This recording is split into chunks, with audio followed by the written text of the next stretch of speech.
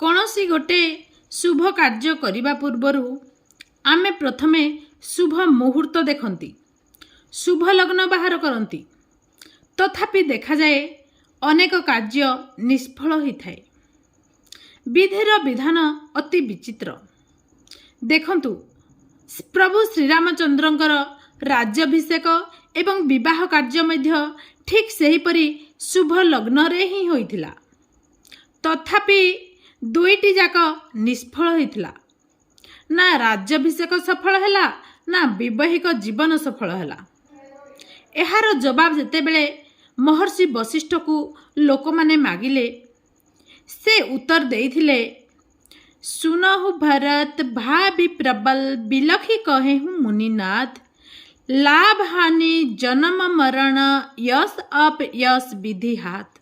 अर्थात मनुष्यर हानि लाभ जन्म मरण यश यपयश ए सबु पूर्वरु विधि निर्दिष्ट करिकी रखि थाए।